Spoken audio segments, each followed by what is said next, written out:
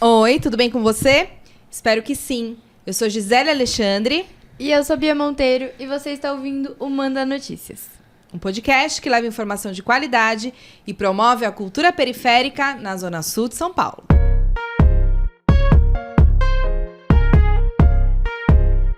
E esse é o Manda Notícias. A literatura feminina traz consigo uma singularidade única dentro de todas as outras. Tem uma potência e intensidade de tocar em lugares muito profundos e dolorosos, mas ao mesmo tempo resistentes e transformadores dentro da gente. Eu não sei como é para os homens porque eu não tenho esse lugar de fala, mas o sentimento de apoio e identificação é único quando eu leio as palavras de uma mulher. Não sei como é pra Gi. Amor, identidade, negritude, machismo, fertilidade, racismo, dores e alegrias, vida e morte. Essas são algumas das palavras que norteiam a narrativa das duas escritoras maravilhosas que a gente tem a honra, né, Bia? Sim. De trazer no episódio de hoje. E as primeiríssimas escritoras dessa temporada do Manda Notícias. Isso aí. Sejam muito bem-vindas, É um Jennifer prazer. Nascimento e Arlete Mendes. Um prazer, meninas, estar com vocês aqui hoje. Espero ter uma entrevista bem legal, que com certeza será. E a gente sempre começa falando um pouquinho do território. Então, como vocês chegam aqui na Zona Sul, qual é a história de vocês com esse território. Então, contem um pouquinho em volta da história pessoal mesmo, da história de vocês. Quer começar, Arlete? Tava contando aqui nos bastidores que você é uma... A sua família é meio que andante, né? Entre idas e vindas para São Paulo. Minha vida é andar por esse país. Né? Bem, primeiro, muito obrigada pelo convite. É uma honra, né? A gente abrir aí o podcast na sessão de escritoras. Muito obrigada pela lembrança. Dá licença, né, da gente chegar aqui aos ouvintes. E falando aí dessas andanças, né? Eu sou filha de imigrante nordestino. Meus pais vieram do sertão, do Ceará, e em busca, né, de melhores condições de vida, como a maioria, né, que vive aqui nessa grande periferia da Zona Sul. E até a gente se assentar, a gente morou em vários lugares, né? Mas o Imbu acolheu a gente por um período e depois a gente se assentou lá de vez e ficamos, né? Até minha mãe ainda mora lá e eu já andarilhei um pouco mais. Mas, de alguma forma, toda a minha vida, né, tanto cultural como profissional, ela rodou aqui no meio da Zona Sul. Eu trabalhei em várias escolas, né, do território do Capão, aqui no Campo Limpo. E também o meu primeiro emprego foi da ponte para lá. Eu era estagiária na Caixa Econômica. Foi na Zona Sul, né? E aí foi o choque, né? De perceber como é que era o mundo depois da ponte. Trabalhei ali na Padre José dos Santos. Só que aí, para a gente chegar lá, era um perrengue, né? Aí no Imbu, eu moro no Imbu, né? Moro, enfim, porque minha casa ainda é minha casa de referência, é a casa da mãe, né? Eu nunca conheci, lá em casa, né? Lá em casa é a referência. A gente ia caminhando ali pelo Irene, eu morava no Jardim Vazame, aí a gente ia caminhando ali pelo Jardim Irene, é uma caminhada boa para poder pegar o ônibus em São Paulo. Era essa a rotina de quem mora no Imbu, né? Sempre na dependência da condução de São Paulo. Então, quando eu vim para a Zona Sul, de vez eu me senti. Nossa, Campo Limpo, tô arrasando! Olha só! Né? E foi assim, uma conquista mesmo, né? Para você ver como é que essa relação da periferia, né, é sempre um aprofundar-se, né? Cada vez... eu falo que Tabuão, Imbu, é a periferia da periferia, né? Porque né? é quase que a gente tá em outra cidade, mas outro município, mas a gente considera a Zona Sul ali, né? Considera a periferia da nossa periferia. É muito louco isso. E tem uma interdependência, né? Eu falo assim que... até para justificar, né? Como é que essa relação, né? Eu acho que a gente vai acompanhando o córrego Pirajussara, né? Porque a minha casa fica bem perto do córrego, né? E o córrego vai acompanhando. Aí ele atravessa ali Imbu, aí ele passa pelo Campo Limpo, E aí ele chega na Universidade de São Paulo. Eu fui acompanhando o córrego. Né? E aí, dali para São Paulo, espraiando, né? Conhecendo outros lugares, né?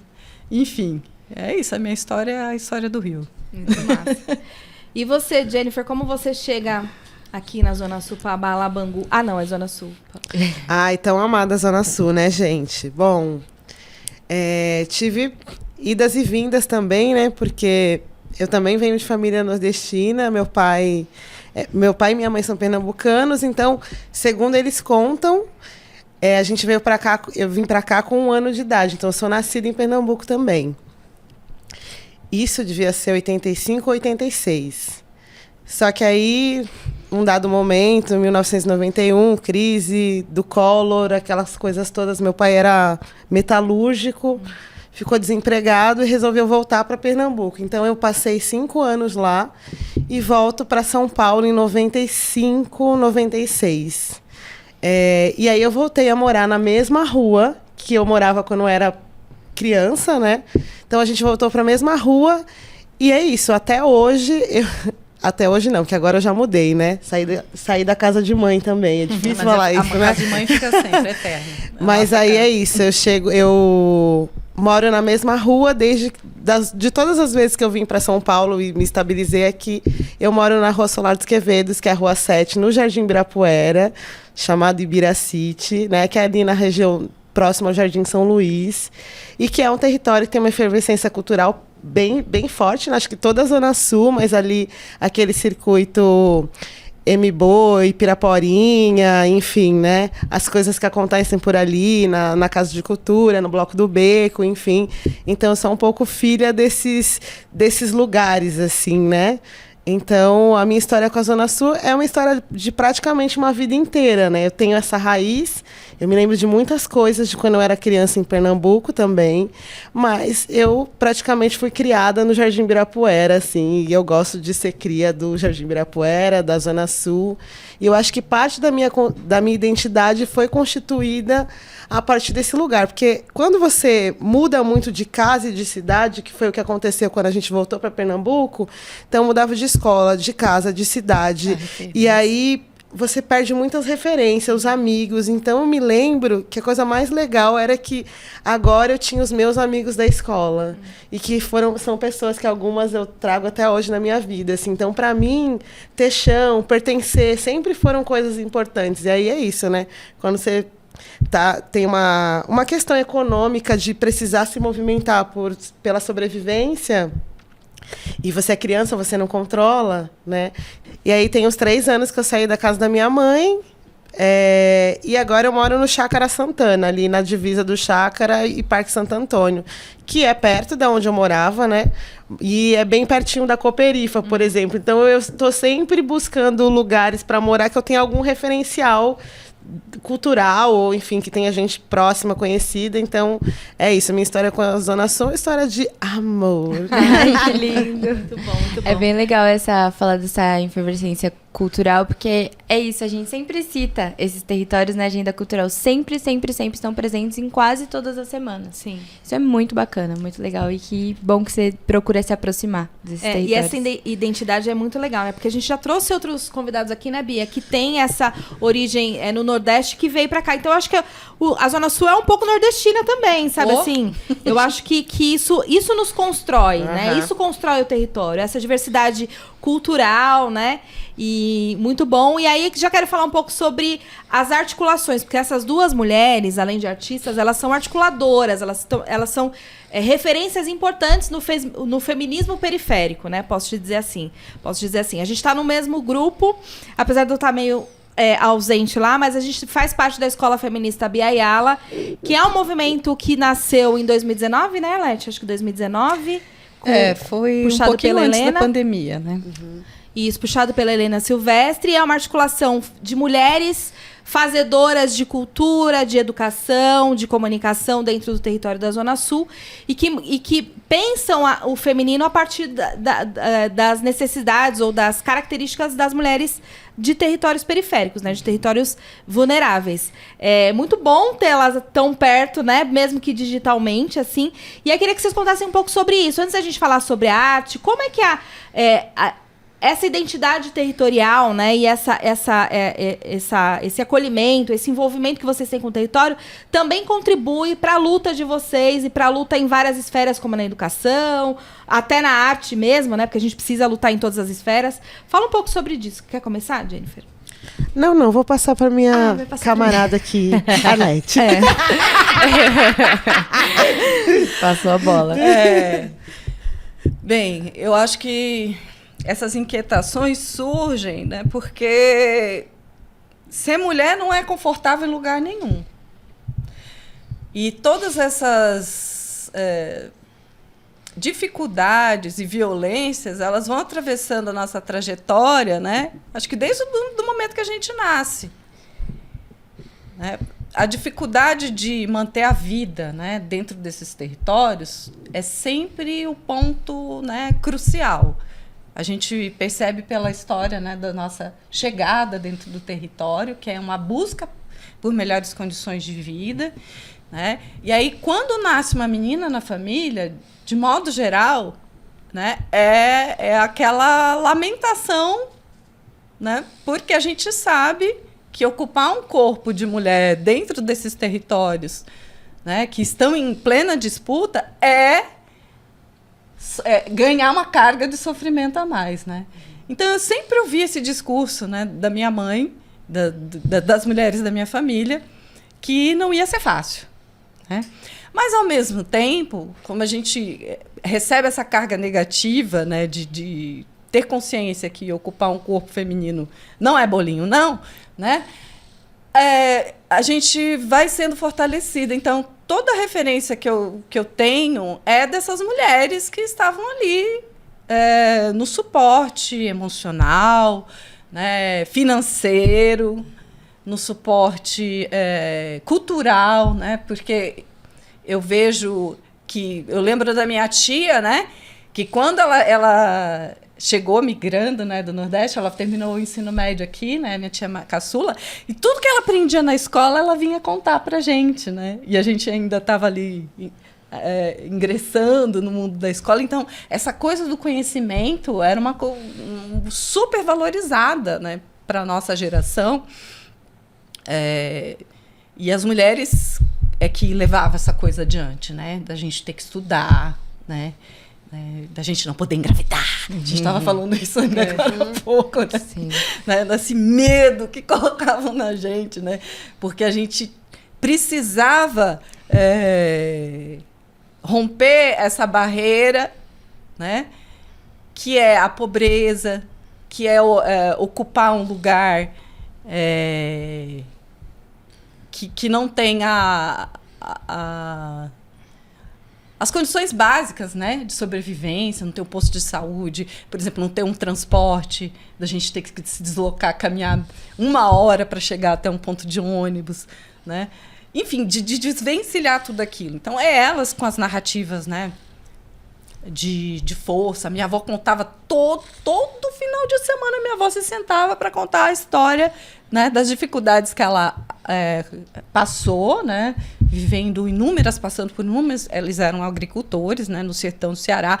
Então, imagino o que é ser um agricultor no sertão do Ceará e depender de chuva, das dificuldades com a seca, da perda dos filhos, dos partos. Então, ela contava aquela história assim, incessantemente, né, da gente tomar consciência desse lugar, do que era, de como era importante para nós seguirmos adiante com a história daquele legado, né, daquela família que era matriarcal. A minha família é matriarcal, né? Então todo mundo bate continência. Minha avó faleceu, mas aí agora tem as minhas tias e minha mãe, né? Que ali todo mundo pergunta qual é o passo adiante para elas, né? E Então, os homens são muito apagadinhos, né, na história da minha família. E é essa força dessas mulheres é que vão conduzir e perceber que todos esses lugares a gente vai reivindicar. A gente não vai baixar a cabeça, a gente não vai... Mas é um construir, né? Porque muitas vezes a gente volta chorando para casa, né, das coisas que a gente ouve, e aí a gente chega lá e ouve delas, né? Não, amanhã você vai fazer isso. Não, amanhã você não vai baixar a cabeça, não. Amanhã você vai falar para esse chefe, né? Enfim, porque é isso, né? A vida inteira. E aí continua, né? Eu espero que elas vivam muito, porque eu ainda quero voltar lá e ser fortalecida por elas, né? E aí, depois desse núcleo de casa, a gente também vai recebendo esse amparo desse núcleo no território. Então, eu me mudei para Cotia, tive o sonho da casa própria, né, realizado, numa casa que a gente pensou cada tijolinho, né, pôs a mão na massa, construiu. Mas meu coração... Porque o meu território é do afeto. Então, cadê aquelas pessoas que me amparavam? Cadê os meus afetos? Eu olhava assim, amo as árvores, amo a natureza. E eu olhava para as árvores, eu sei, dona árvore, eu amo você, mas cadê as mulheres que me amparavam? Né? E aí eu volto para esse território novamente, por muito conta desse apoio que me falta dessas mulheres dentro do território, né? Que eu não vou citar o nome, mas elas sabem quem elas são, né? E que estão ali me amparando todo dia, porque não é fácil ocupar este corpinho. E para você, Jennifer, também conheço a sua luta há muitos anos no feminismo periférico. Conta um pouco sobre isso. É isso, né? Nós somos mulheres políticas vivendo num território de disputa. E estar aqui numa mesa... toda de mulheres periféricas, para mim, me tô arrepiada, assim. É muito especial, assim, estar junto com mulheres que eu sei que lutam a mesma luta que a minha, sabe? Que estão nesse corre por outras mulheres, que a gente sabe que são várias aí. Conta um pouco sobre essa sua atuação. Então, eu tô tentando lembrar exatamente como tudo começa, porque, enfim, né? A história agora, daqui para trás, tanta coisa rolou que eu tô pensando, onde foi que as coisas começaram, né? E aí, se eu for pensar na minha trajetória, eu tinha um grupo de rap feminino. A gente não se auto-intitulava feministas, nós tínhamos 14 anos. Inicialmente chamava Realidade Periférica, mas, enfim, tinham vários grupos na cidade que tinham esse nome, porque era um nome óbvio. E aí a gente resolveu mudar para um nome que era Minas do Subúrbio. Então, era eu e mais 3 amigas. Então, já tinha um marcador desse lugar de mulheres... Né? Naquela época, 20 anos atrás, a gente já sentia que precisava de mulheres no rap e a gente ali, enquanto juventude, criava nossas próprias composições, enfim, fazia o nosso corre. E as pessoas sempre perguntavam, nossa, mas quem escreveu a letra de vocês? Uhum. Então, acho que o que mais das coisas que, né, dos incômodos em viver essa mulheridade tem a ver com você sempre é questionada por alguma coisa, você sempre posta em dúvida o tempo inteiro. Então, assim, eu acho que isso é uma coisa que eu carrego, assim. E aí eu acho que posso dizer que isso aí foi um pouco desse início, esse estopim, esse incômodo de só ter o discurso masculino, que massa, que foi o que me formou também nessa coisa do rap, mas sempre nesse lugar de olhar para mulheres. E eu fiz magistério.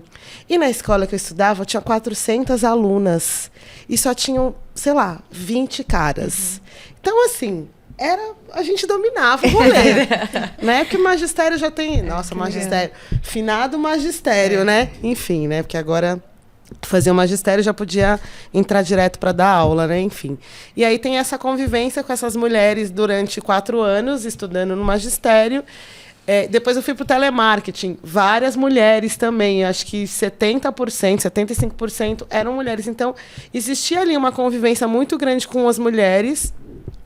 Mas, na prática, assim, estou tentando lembrar onde foi que deu start. E aí acho que tem a ver com essa vivência cultural do nosso território. Porque os espaços, enfim, da sociedade, eles reproduzem. Então, assim, eu tinha uma ingenuidade de pensar, nossa, um circuito cultural da Zona Sul, que incrível, porque a gente não precisa lá dos boy, a gente, tem as coisas no nosso território, nananana. Então, um espaço que era, ao mesmo tempo, incrível, os espaços incríveis, assim, de vivência no nosso território, a gente produzindo nossa arte, um circuito que você podia sair segunda, terça, quarta, quinta, sexta, sábado e domingo, sempre tinha coisa para fazer. E, ao mesmo tempo, fui sentindo que não era necessariamente um espaço 100% seguro para mulheres, com os mesmos problemas de quem eram os protagonistas, enfim. E eu acho que tem uma coisa que a gente demora para entender também, né? Na minha realidade, mas conversando com outras mulheres também, que a gente pode dar esse passo do nosso protagonismo. E eu acho que isso foi acontecendo quase que simultaneamente com várias de nós. Sei lá, quando eu comecei aqui a frequentar o circuito aqui cultural, eu tinha 23 anos, eu tenho 39 anos agora. Então, eu acho que a minha geração foi vivendo essa transformação de maneira conjunta. E aí, acho que a gente iniciou uma primeira ação que a gente fez em 2011, que foi um giro que a gente fez nos saraus, nos manifestando contra o machismo, né, porque aconteceu uma situação no sarau da Vila Fundão, que uma companheira nossa foi exposta, e aquilo foi um estopim para a gente deflagrar um processo que já estava acontecendo com muitas de nós. E aí, acho que essa primeira manifestação pública nossa, em 2011, em que a gente gira os saraus, a gente lê o poema de Elisandra, que todas nós em coro falando, vai mudar o placar, né? E esse poema bem emblemático que ela escreveu, enfim, virou ali nosso mantra. A gente fez uma campanha, na época, imagina, a coisa mais revolucionária nossa, a gente fez uma campanha na rede social com a boca vendada para falar sobre como a gente estava sendo silenciada, né? E aí eu acho que daí que vem essa junção. E aí, para mim, foi nesse lugar, as mulheres da cultura, as mulheres que frequentam os espaços culturais, e como a gente estava se sentindo silenciada, oprimida, assediada, deslegitimada, postas em dúvida, aquela mesma dúvida que eu já tinha lá atrás, assim. E aí, acho que isso foi acontecendo meio organicamente da gente se juntar. Acho que foi um momento também, né, que a galera fala que foi a nova onda do feminismo, e acho que a gente foi se apropriando desse lugar, entendendo que o nosso feminismo também era outro, feminismo de periferia, que está ligado a olhar para as nossas mulheres, que mesmo não tendo o mesmo referencial que a gente, de não negar a nossa ancestralidade, essas histórias dessas mulheres, das suas origens, do que elas fizeram para nos sustentar, da gente poder estudar, como a Arnete falou, e tantas outras coisas. Então, acho que o feminismo periférico, ele une, né, a história dessas mulheres que vieram de vários lugares e também tem suas dores, as nossas dores da nossa geração, mas também os nossos avanços, e essa reverência à nossa ancestralidade e tudo que o território nos proporciona de muito bom, mas também de várias mazelas, porque, enfim, ser mina na quebrada é embaçado. Total. Sim. Eu queria tocar nesse ponto que as duas citaram, mas acho que a Arlete, da ancestralidade, que a Jennifer acabou de falar, e da família. A minha família, acho que diferente da sua, ela é muito patriarcal.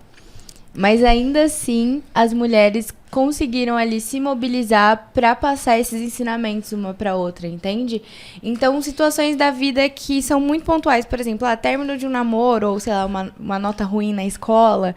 Eu lembro que eu chegava para minha avó, ela sabia da situação, ela só virava para mim e falava, estuda, só continua estudando, que você vai chegar lá. E era o ponto que ela sonhava para ela e que esse sonho acabou tendo uma continuação para as netas, enfim, tias E é muito legal tocar nesse assunto, porque essa sempre foi a luta da minha avó. Ela sempre foi uma mulher muito sonhadora. E muitos sonhos não puderam se concretizar por conta das barreiras que, enfim, a sociedade impôs, que ela tinha que trabalhar, teve filhos muito cedo. E é muito legal esse incentivo que tanto a minha avó, a minha mãe, as minhas tias e todas as mulheres ao meu redor, e eu sinto essa sensibilidade delas de que, você precisa fazer isso, você precisa continuar para que a gente tenha um sonho concretizado. E é muito legal essa força, essa rede. O sonho da mulher não é só dela, né? Não é só dela, exatamente. O sonho da mulher é de todas as que estão juntas. É muito além. E eu vejo essa diferença, assim, digamos assim, de gêneros, né? que a gente tem sonhos... A próxima geração. Aí, ó. Que a gente tem sonhos muito, muito entrelaçados. E essa força vai passando de geração para geração. E eu toco muito nesse ponto da família porque é isso, a gente falou sobre começos de processos de entendimento do feminismo, de entendimento de luta. E acho que o meu entendimento começa aí, na família, e depois ele se expande para o território. Acho que quase sempre é esse o processo, né? Ou pelo menos deveria. Sim.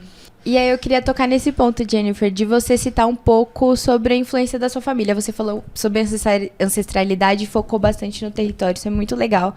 Mas se teve anteriormente esse impacto? Bora lá. Bom, acho que é até difícil responder isso, assim, porque aqui em São Paulo somos eu, a minha mãe, o meu irmão mais novo e o meu pai, né? Então, eu acho que muito da influência da minha família, na verdade, eu sempre tive muito apoio da minha mãe, isso é fato, mas acho que a minha mãe e o meu pai viviam um modelo de relacionamento que, para mim, acho que até hoje é algo que eu carrego e que eu não penso em casar, em ter um relacionamento que eu vou morar com alguém, porque eu sou um pouco traumatizada com essa relação de como um ambiente familiar. A minha casa não era necessariamente um ambiente violento, mas minha mãe e meu pai, eles discutiam o tempo inteiro, então eles tinham uma relação muito conflituosa. Então eu assisti essa relação o tempo inteiro. Óbvio que na minha família tem isso, tipo, homem não bate em mulher, então esse histórico das minhas tias e da minha mãe é isso, é cabo de vassoura, é pau, e não tem isso. Então acho que isso também eu dei um pouco da minha família, assim, do tipo, aqui não existe isso de homem bater em mulher. Então, acho que na minha casa eu não vi esse tipo de violência, mas verbal e tantas outras, assim. Então, acho que eu tenho um pouco esse lugar de conversar hoje com a minha mãe, de entender muito pelo que ela passou e de tentar, inclusive... a minha mãe me achava muito impetuosa, muito à frente, tipo... A minha mãe também. Enfim, e aí no conflito. Até os meus 19 anos eu não podia sair. Eu saí porque eu arranjei um emprego que eu ia trabalhar à noite. E eu falei, se eu não posso sair para me divertir, eu posso sair para trabalhar? Então tá. Então, acho que tem esse lugar assim, de ruptura, mas eu descobri, conversando com as minhas tias muito depois, que eu tenho mais de 30 tios direto, que meu avô e minha avó tiveram vários filhos. Eu descobri que minha mãe era uma jovem muito linda, incrível e brilhante, e que eu não conhecia essa mulher sendo na minha casa como minha mãe. E que hoje, que minha mãe separou do meu pai, já vai fazer uns 15 anos que eles estão separados, minha mãe também é uma nova mulher para mim, sabe? Né?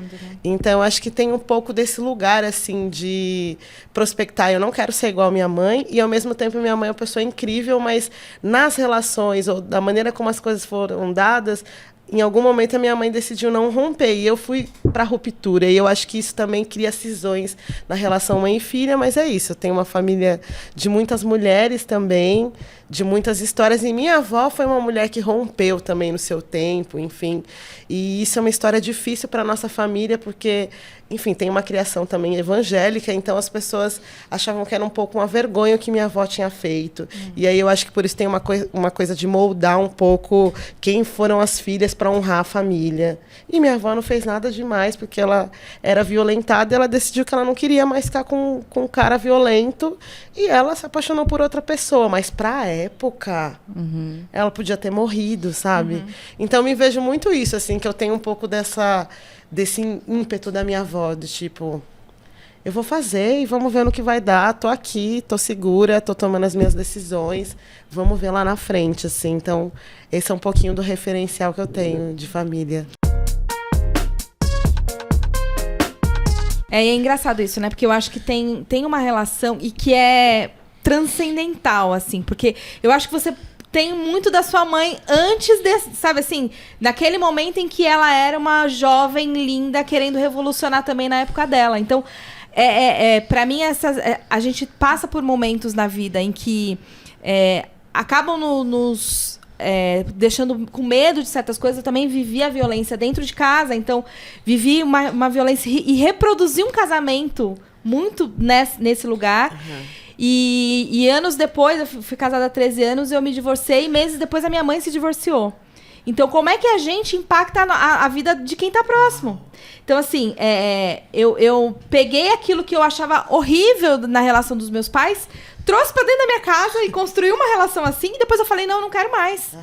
E aí me desfiz disso e logo depois sinto que também foi uma força pra minha mãe conseguir se desvencilhar daquilo. Então, é isso, né? O quanto a gente também impacta os nossos pais a fazerem coisas que às vezes tava lá longe, mas faz parte dele. Tá dentro da essência da sua mãe ser uma mulher livre, linda e desimpedida. Mas durante um tempo, ela foi abafada por uma relação tóxica, uma relação abusiva, e a gente é a todo tempo isso, né?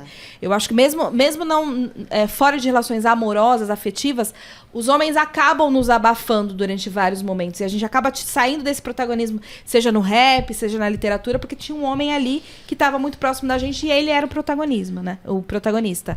Fala um pouco da sua vivência. Você também é mãe de 3, né? Então acho que também tem esse lugar de como você inspira os seus filhos. E eu sou mãe do Pedro. Agora de ser vó. Né? Agora é vó, gente! Acaba de ser vó. Chegou aqui com essa notícia. Maravilhosa. Já sou quase uma ancestral. Quero ser ancestral em vida. Ai, gente, olha, eu tô, assim, bem emocionada, né? Né? Dá um pause.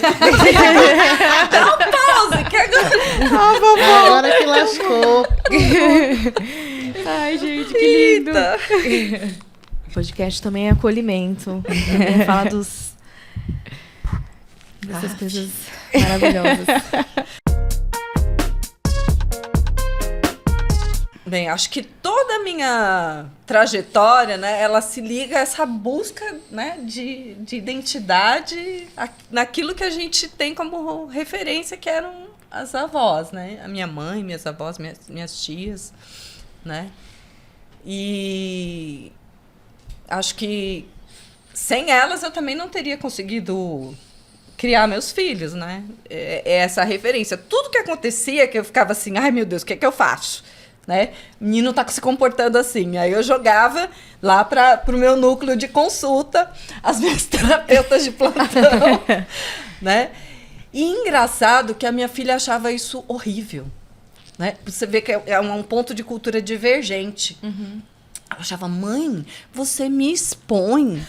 Mãe, você fica jogando isso para as tias, jogando isso para avó. Não, mãe, isso é errado. Eu falei, claro, eu não sei, para minha vida sempre foi assim. Eu lidei com os meus problemas, com as minhas dúvidas de forma conjunta. Para mim, isso não é nenhuma violência. É uma mudança, é você que tem outra perspectiva, uma perspectiva mais aburguesada, né, de que o sujeito ele tem que tomar suas atitudes pautadas nele mesmo. Né? E isso a gente vive um conflito ainda hoje. Né? Agora que ela vai ser mãe, né? Que acabou de receber o bebê dela, talvez mude essa perspectiva. Né? Mas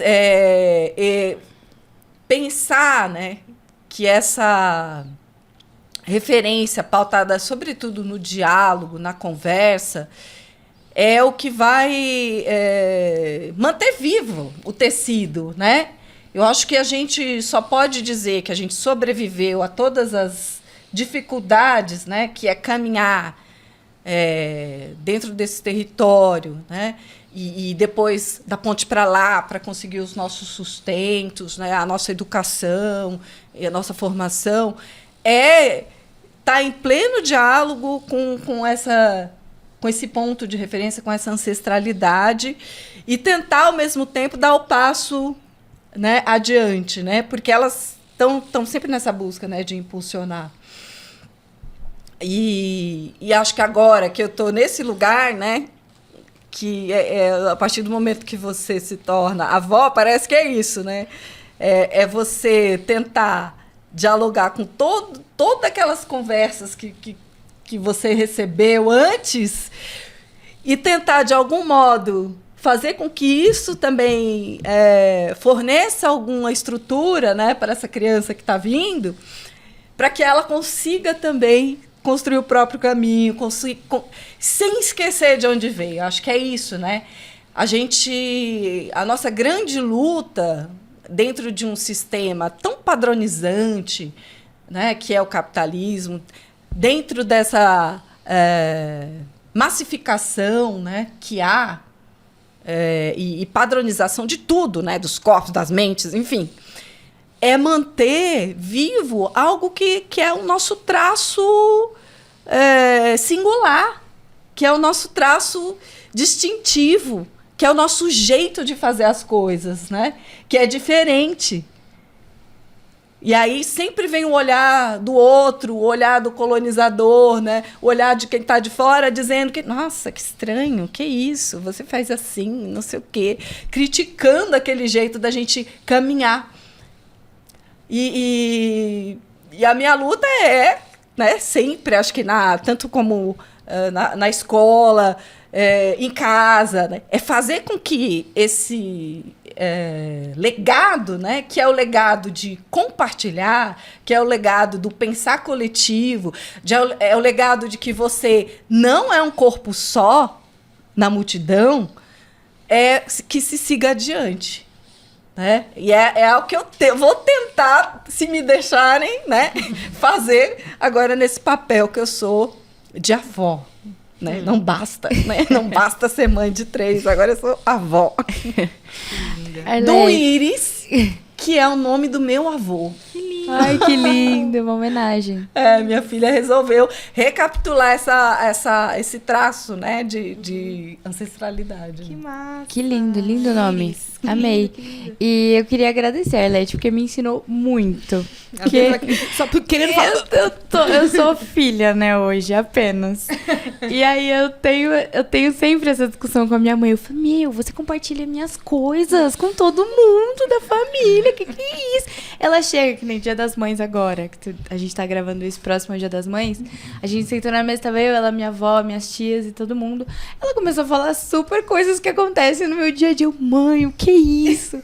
E aí você tocou nesse ponto de que é verdade, elas resgatam, é como se fosse um manual, né, de sobrevivência para as mães, consultar essas guias, que são as avós, as tias avós. E aproveite esse momento, Bia, porque eu não Sim. tive isso. Isso me fez muita falta, porque minha família é muito pequena e estava muito longe. Então, e aí, voltando, quando vem a Bia Ayala, quando chega na minha vida por causa de uma reportagem que eu fui fazer em Bia Ayala, eu me senti conectada com essas mulheres. E foram muito importantes para que eu desse o passo de me divorciar, de me colocar em protagonismo, de me colocar na tela. Então, esse núcleo feminino ajuda a gente em muitos sentidos. E eu sempre falo, né, que eu sou feminista. Mano, você pode falar mal de mim, eu não vou falar mal de você, cara. Porque lá na frente a gente vai se encontrar de novo. Uhum. E aí a gente resolve isso, né? Porque faz parte da vida. Nossa, gente, eu tô muito feliz, assim, de ter vocês duas aqui. Acho que... Ai, dá até um confortinho, assim.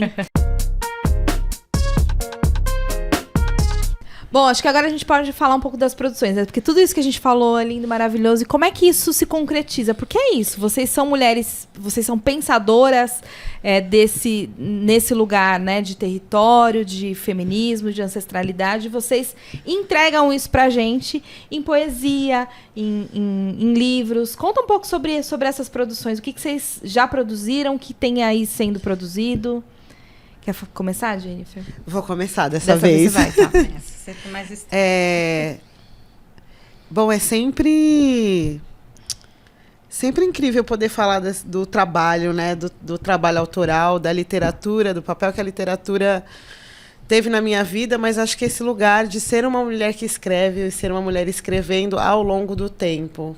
Acho que temos esse desafio também de manter a nossa produção viva e contínua, porque o tempo das mulheres é um outro tempo, né? Principalmente quando a gente tem filho, tem trabalho, tem uma série de tarefas para fazer. Eu acho que esse lugar da escrita é muito um lugar de ruptura também subversiva, que é o lugar em que eu dedico um tempo para mim, ainda que não seja nesse lugar muito aburguesado, como você falou, estou me dedicando um tempo, mas acho que agora a gente tem falado um pouco sobre o autocuidado, mas acho que na minha trajetória a escrita tem um pouco desse lugar de de desabafo, despejo, de desespero e, ao mesmo tempo, de me descobrir, assim. Então, eu sinto que, quando eu escrevo, eu me sinto muito melhor e eu consigo elaborar coisas que... Porque o poema, ele nunca fala o que ele vai ser, até ele existir. Eu posso sentar com uma intencionalidade na escrita e, quando eu termino o texto, ele me revela coisas que nem eu imaginava. Então, acho que essa possibilidade de sempre me surpreender comigo, com revelações, com que o texto me revela, é quase mágico mesmo, assim, na minha leitura. E aí, muito do meu escrever, assim, tem a ver com essa coisa de que eu escrevia letras de rap lá no passado, mas, enfim, isso ficou num lugar de isso é juvenil, isso é jovem, agora você é adulto, você tem que trabalhar.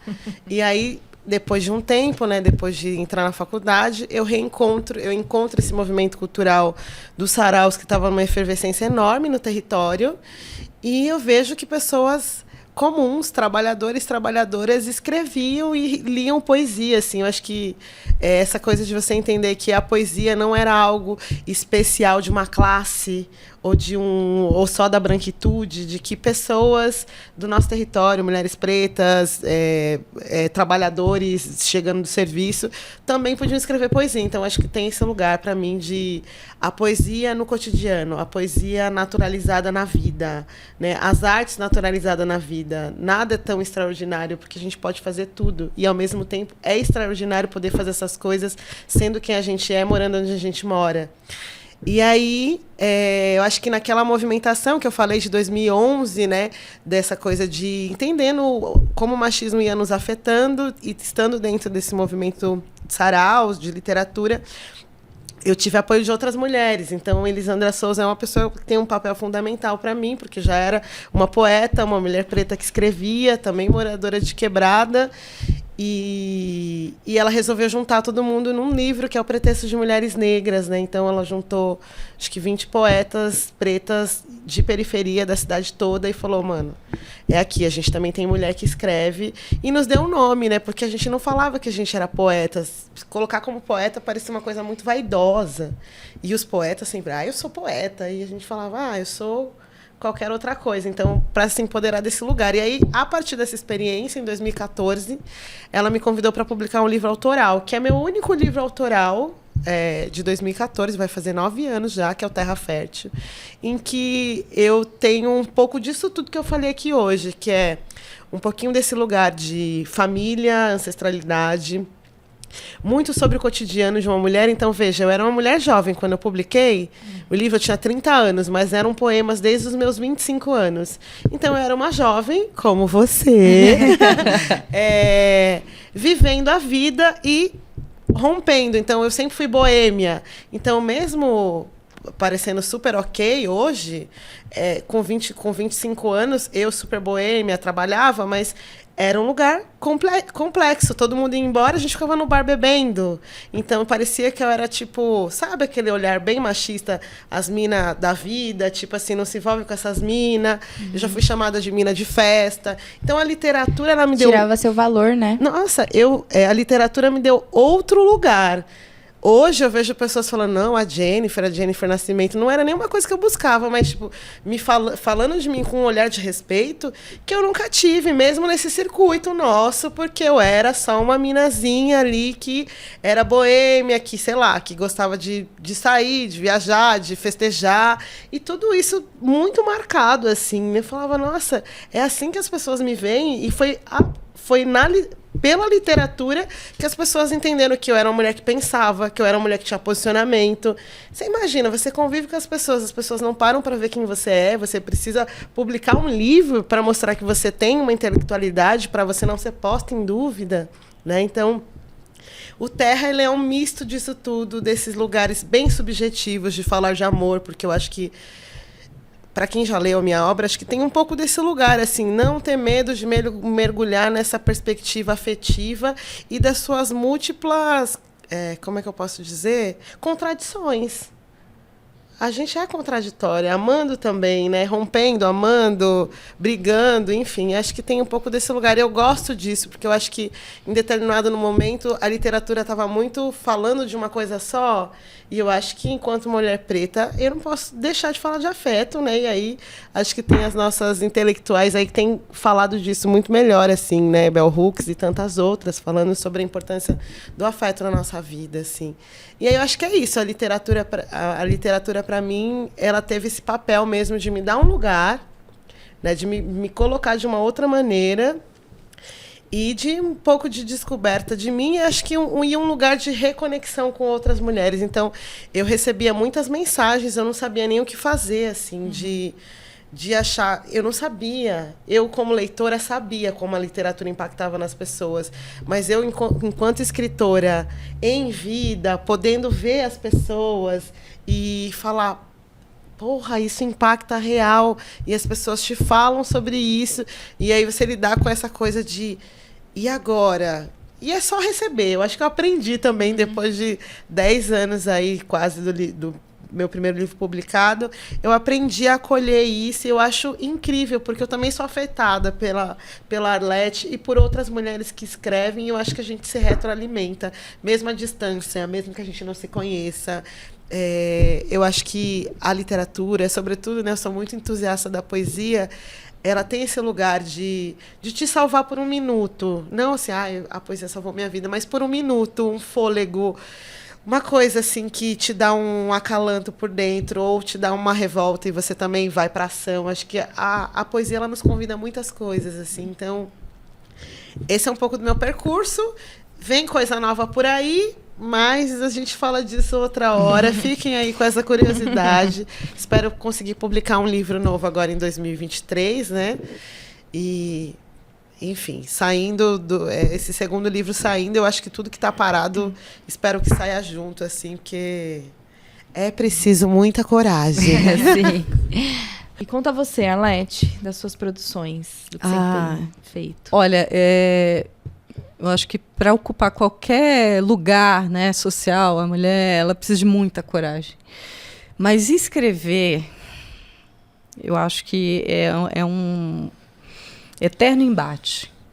É muito conflituoso, né? Porque a pia chama, né? A criança chama, né? O trabalho que você tem que entregar chama. Tudo te desvia do caminho. Então, existe um esforço para nós, né, que escrevemos desse lugar, né, lugar da superexploração, do trabalho acumulado com várias funções. É sempre doloroso, né? Porque eu sei que quando eu paro para escrever, a pia cresce.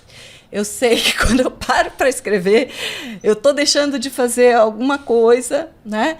Dos cuidados, porque eu escolhi ser mãe, né? E escolhi uma profissão que exige cuidado, né? Eu estou sempre cuidando de várias outras crianças. Então, é muito conflituoso. É um embate que, às vezes, eu fico perguntando, gente, mas era mais importante agora eu estar fazendo outra coisa do que estar escrevendo. Eu estou sempre colocando em xeque esse lugar, se é mesmo esse uso que eu vou fazer do meu tempo que já não existe. Né? É sempre... Eu tenho que abrir fissura no meio da rotina para conseguir sentar e escrever, seja lá o que for. Então, é muito doloroso para mim. Muito doloroso. Eu na verdade, não sei porque que eu escrevo. Porque vá te lascar. O negócio é... Uf, né? Mas aí, quando eu saio desse lugar de embate e consigo fruir no lugar da escrita, eu ultrapasso essa barreira espinhosa, é muito prazeroso também. Né? Porque é como se... Escrever, para mim, é tentar atrelar todas essas vozes que me constituem, né? Dessas mulheres, né? Das crianças, da universidade também, porque a gente é entrecruzada, né? Nós somos interseccionalizadas, né? Existe esse conceito. E viver dentro de uma encruzilhada que nossos corpos estão sempre nesse lugar de encruzilhada, e conseguir, vez ou outra, deixar essa voz dar vazão dentro da escrita, é muito potente, né? Porque eu não estou sozinha quando eu estou escrevendo, né? Tem a voz de uma criança, tem a voz da minha avó, tem a voz, né, de uma pessoa que eu conheci na rua que talvez nunca mais que eu veja. Enfim, todas essas coisas que vão me afetando. E aí a gente tenta traduzir essa polifonia de ser, de existir, numa frase, né? Sintetizar num verso, sintetizar numa imagem, é muito bacana, né? Eu só queria que me deixassem escrever mais, né? Mas o capital não deixa. O capital é mau. O capitalismo. Fala do Gurufim. Bem, o Gurufim, ele foi... Eu digo que é uma obra que eu escrevi para tentar atravessar vários processos de vida e morte, né? De luto, né? Atravessada aí também pela pandemia, mas que eu comecei com uma imagem assim que do cotidiano, mas que me tirou do centro. Uma ação corriqueira. Eu me mudei para o meio de uma floresta e minha casa era toda envidraçada, e um dia 2 passarinhos amanheceram com o pescoço quebrado, porque bateram no vidro, né? E aí eu tive que lidar com esse incidente de morte, né? Com a minha filha, e aí a gente foi fazer o funeral desses passarinhos. E aí, dessa experiência de morte, né, no meio de um lugar que eu buscava vida, que começam essas inquietações, né? De perceber onde é que pulsa cada lugar, né? E como é que a gente é tecido todo dia no embate por esse desejo de viver, né? Mas, ao mesmo tempo, também entender esse lugar que é a morte, né? Que a gente precisa entender, a gente precisa aceitar, precisa honrar, né? Mas é tão difícil, é tão doloroso. E aí o Gurufim, ele segue esse caminho de tentar essa completude, completar... Ai, gente, completar a... Ai, complementariedade? Isso! Que palavra que não que é um movimento contínuo e não contraditório, como a gente pensa, né? Sim. Enfim, e aí nessas aspirações que surge, né? E pelas diversas mortes que a gente vai passando enquanto mulher. A mulher morre todo tempo, a gente está ameaçado. A gente nasce e já olha assim para a gente e é mulher, né? Então, a gente passa pelos períodos de ver seu corpo sangrar, que ali significa, né, o período lúteo. O que é o período lúteo da mulher, né? Que é quando ela desprende os óvulos vão embora, está morrendo, né? Uma possibilidade de vida. Então, o corpo da mulher, a morte é feminina, né? O corpo da mulher é atravessado o tempo inteiro por essa pulsão de vida e morte. E aí, foi por aí. E aí, o Gurufim hoje também é um podcast? Então, ele foi uma obra que foi premiada pelo PROAC, né? Eu consegui essa verba aí com muito custo. E aí, como contrapartida, eu disse que ia fazer um podcast, né? E aí virou um podcast em que eu entrevisto algumas escritoras, né, do território para falar sobre esses atravessamentos de vida e morte, né? E também ele é uma obra sonorizada. Fiz uma parceria com a Luísa Carvalho e eu recito os poemas e ela sonoriza. Né? Então, tá tudo livre acesso. Aí entra lá nas redes, pode acessar livremente. Na Biblion também, o livro está de graça. que é a biblioteca online, né, do governo do estado. Muito bom. E tá lá para quem quiser ouvir, ler, enfim. Minha mãe, quando leu, falou: minha filha, não entendi nada. Aí eu, mamãe, não é para entender, é para sentir. Aí eu mandei o link para ela ouvir. Agora eu entendi! Né? Porque é isso, né? A palavra, às vezes, morre um pouco no livro. Gente, a oralidade é tudo, né? Para a poesia, ela precisa de um corpo. A poesia precisa de um corpo, e o corpo da voz dá outro chance, né? E você, Jennifer, onde a gente te encontra, ou onde a gente encontra as suas poesias? Bom, antes de te responder, eu só tenho que dizer que eu sou uma poeta super tímida.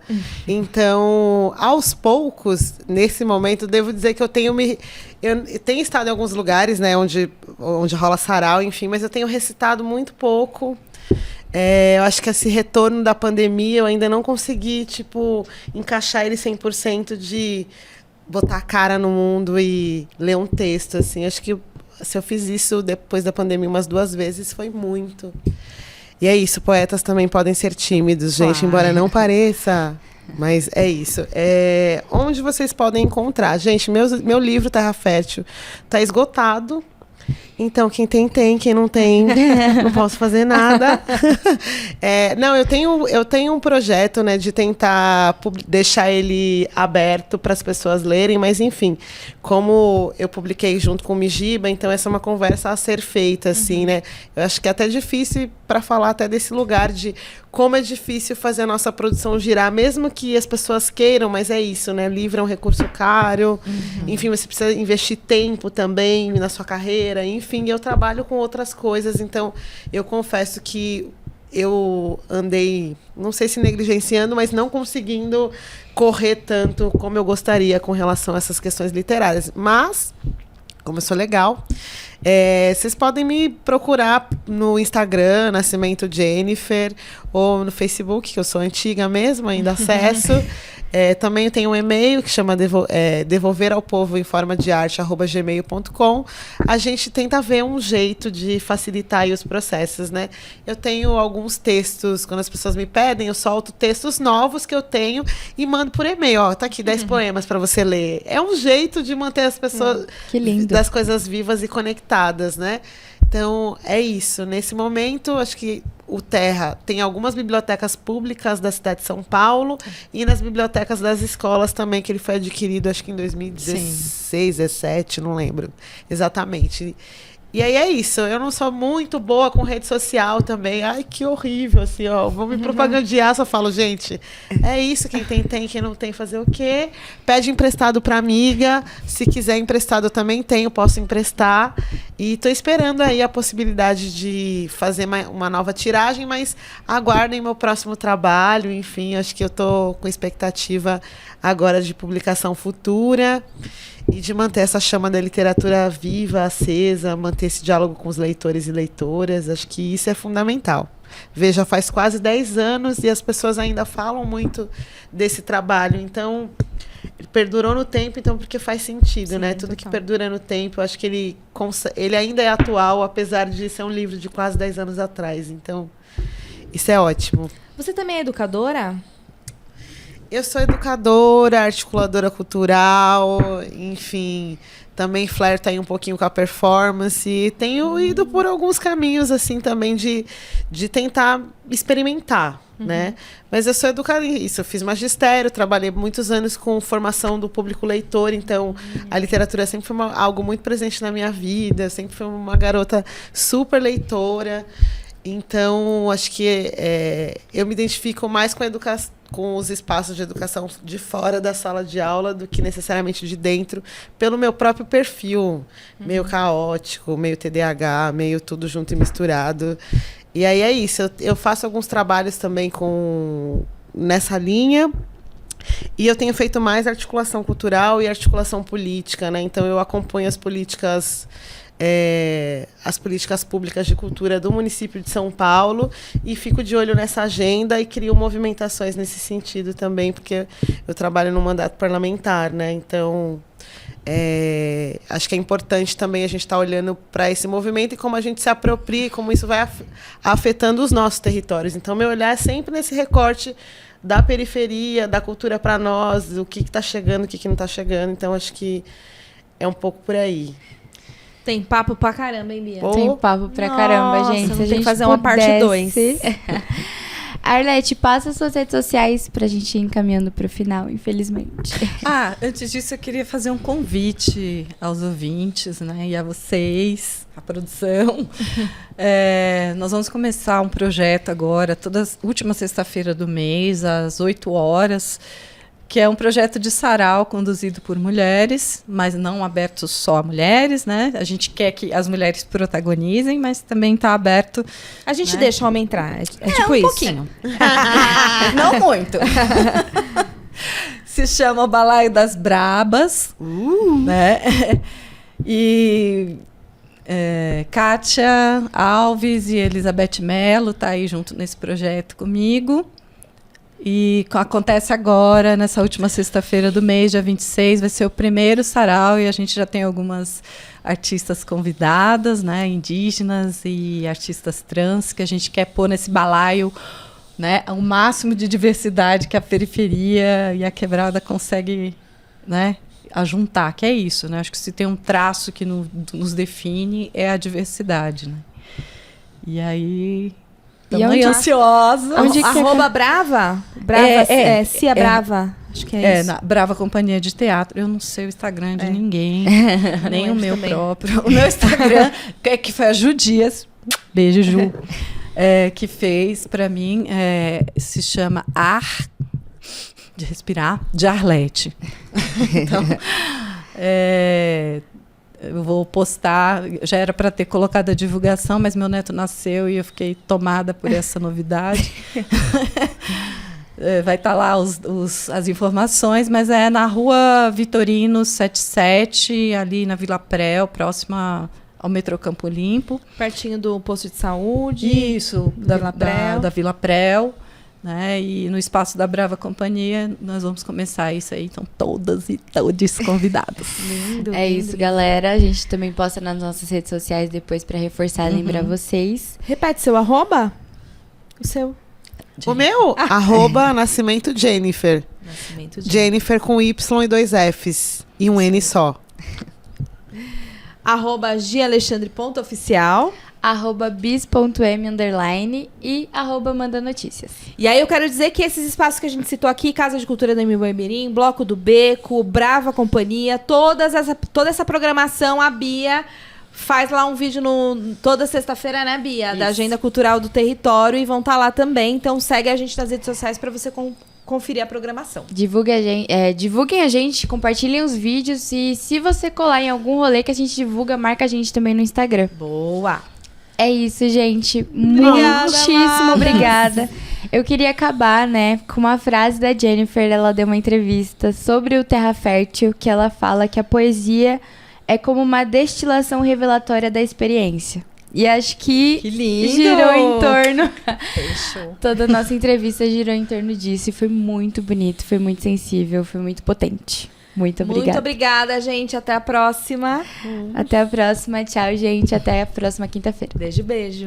E esse é o Manda Notícias. E esse é o Manda Notícias. E esse é o Manda Notícias.